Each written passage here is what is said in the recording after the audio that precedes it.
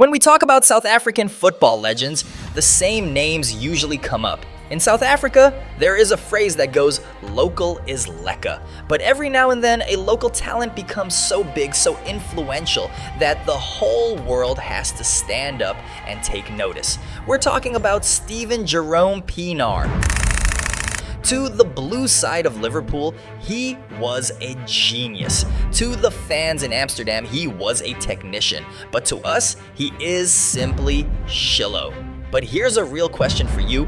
Was Steven Pienaar one of the most misunderstood footballers South Africa has ever produced? He was not the loudest, not the flashiest, no controversies, and no big headlines. Just a footballer who went to Europe, earned respect in some of the toughest leagues in the world, and quietly carried himself like a professional from day one.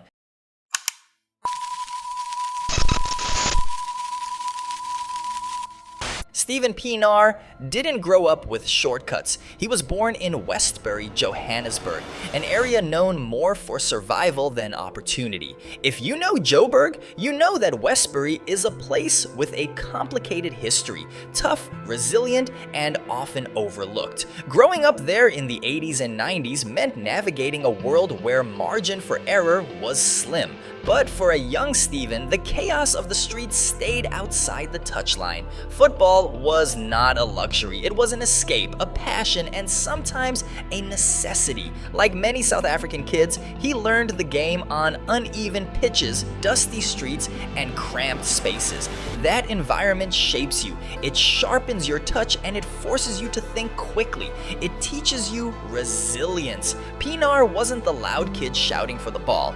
He was the one scanning the pitch and always thinking one step ahead, and that football IQ became his biggest weapon. You could see the township flair in his game, the ability to shield the ball, the no-look passes, but it was refined by professional tactical understanding. Steven Pienaar's professional journey truly began at Ajax Cape Town, a club built on technical football and discipline. By the late 90s, the link between South Africa and the Netherlands was being forged through Ajax Cape Town. When Steven moved to the mother city, the league realized very quickly that he was a cheat code. He made his debut at the age of 17. Now, think about that for a second. In a league known for its physicality and veteran enforcers, this skinny kid from Westbury was running circles around grown men. He was instrumental in helping Ajax Cape Town win the Rothmans Cup in 2000, and that was the spark. The scouts in Amsterdam didn't just see a good player, they saw an Ajax player with the total football DNA. Ajax Cape Town had strong links to Ajax Amsterdam, meaning young players were taught positional intelligence, ball retention, tactical awareness, and playing for the team. Pienaar stood out very quickly because he was reliable. Coaches trusted him, his teammates relied on him, and scouts noticed him. At the age of 18, Steven packed his bags, leaving South Africa for Europe, a massive psychological hurdle for any young player. Many have gone and come back within 6 months because of the homesick factor, but Steven was different. He wasn't just going to participate, he was going to conquer. This led to the moment that changed his life. Now imagine walking into the Ajax Amsterdam dressing room.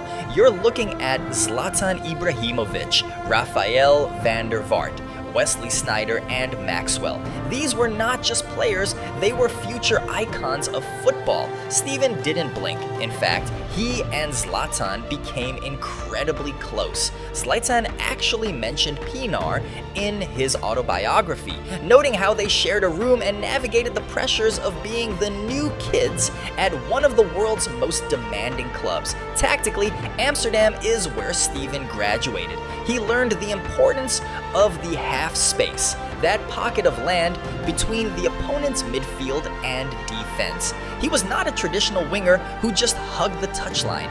He was a playmaking winger. He won the Eredivisie title in 2002 and 2004. He was playing in the Champions League, facing the likes of AC Milan and Real Madrid, and he looked like he belonged there. He wasn't just a South African playing in Europe, he was one of the best midfielders in the Dutch league, period. This era in his football career didn't make him famous, it made him complete. So ask yourself this, how many South African players have gone to a European giant and actually earned their place? Very few. After Ajax, Pienaar's career path wasn't about chasing glamorous clubs, it was about finding the right football environment. In 2006, Pienaar moved to the Bundesliga to join Borussia Dortmund. On paper, it was the perfect move. Dortmund is a massive club with a yellow wall of fans that reminded him of the passion back home.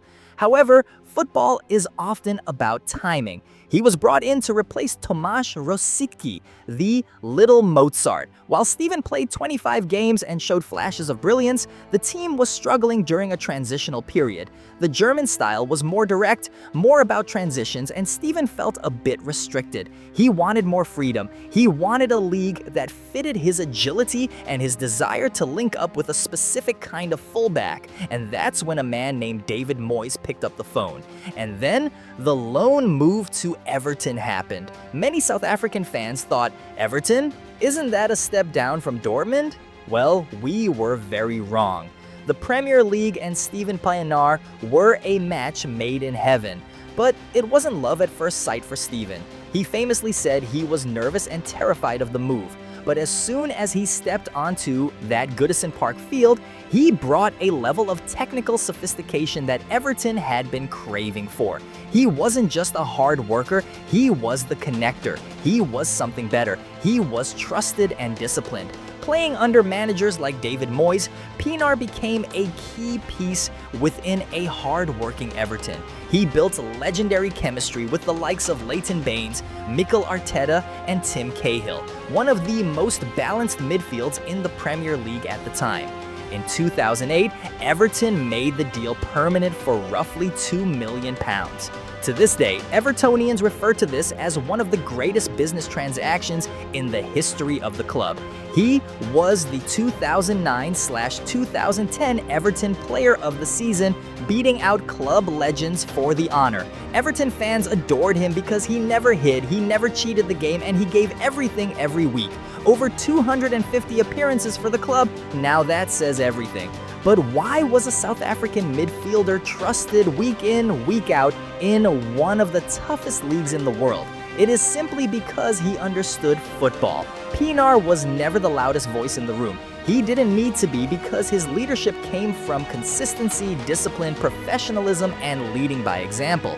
He trained properly, played within the system, and respected the badge, whether it was for the club or his country.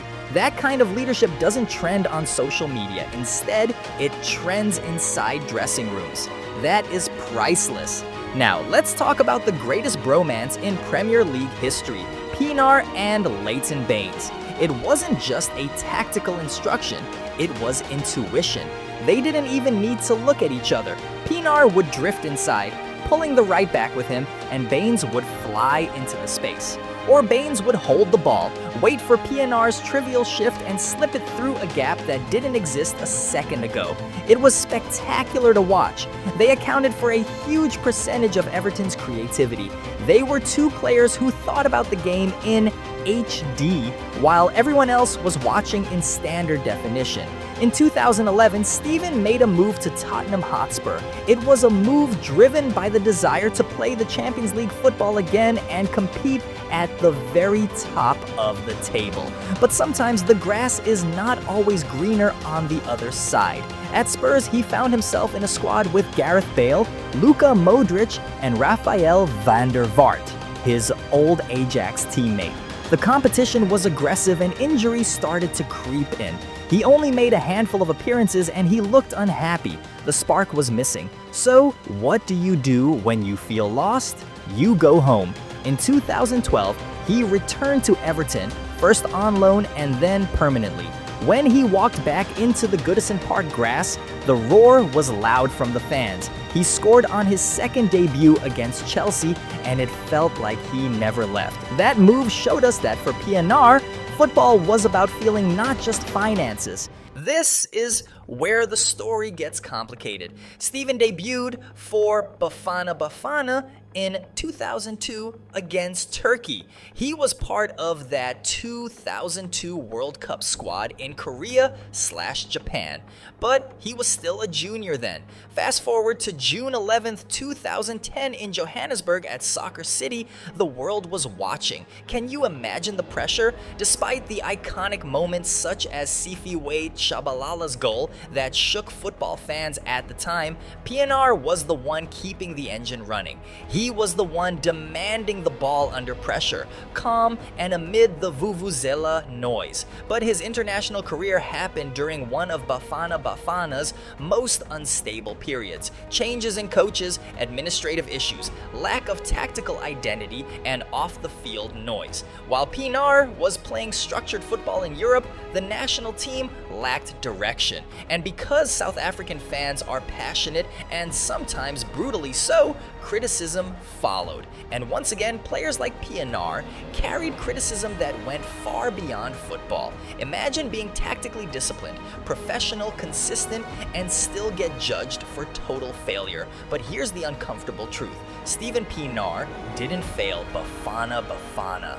The system failed Steven Pienaar. The end of his European journey came after a short spell at Sunderland, which reunited Pienaar with David Moyes. But the injuries disrupted his momentum. All those years of being kicked by Premier League defenders had taken its toll on him. But he played through the pain, missed important matches, and still showed up when he was called. Football fans don't always see that side, but longevity at the top level requires sacrifice, physical and mental strength. In 2017, the news broke. Steven Pienaar was signing with Bidvest Wits. The PSL went into a frenzy. One of South Africa's greatest football maestros was coming back home. He wanted to mentor the youth, give back to the league that raised him, and he wanted his kids to see him play in South Africa. Unfortunately, it wasn't the fairy tale we had hoped for. Wits was struggling, and Pienaar's nature of fitness meant he couldn't find his rhythm. After 6 months and only 10 games, he and the club parted ways. In March 2018, Steven sat down in a TV studio and told the world, "I'm done." He retired with his head held high. No scandals, no bitterness, just a kid from Westbury who did exactly what he set out to do. Sometimes impact is not about goals, it's about setting an example. So how should Steven Pienaar be remembered? Not as a flashy superstar or a headline maker, but rather as one of South Africa's most successful exports, a Premier League proven professional, a footballer who lets his game speak for itself, and a role model for players going abroad. Steven Pienaar didn't chase fame, he chased excellence and quietly achieved it. Today, he is a coach. He has worked with the Ajax Amsterdam U14S and is now in the UAE at Sharjah FC at U17 level. He's not just teaching kids how to pass a ball, he's teaching them that you can be the smallest guy on the pitch and still be the biggest influence. Steven Pienaar proved that South African flair belongs on the world's biggest stages. He didn't just play in Europe, he was the cornerstone of every team he played for. He is, without a doubt, one of the most gifted players to ever lace up a pair of boots in Mzansi. So, here's the question I'll leave you with. Was Steven Pienaar undervalued in South Africa? And would fans view him differently if he played in today's football era? Let me know what you think in the comments section. Don't forget to like and subscribe, and I will catch you on the next one.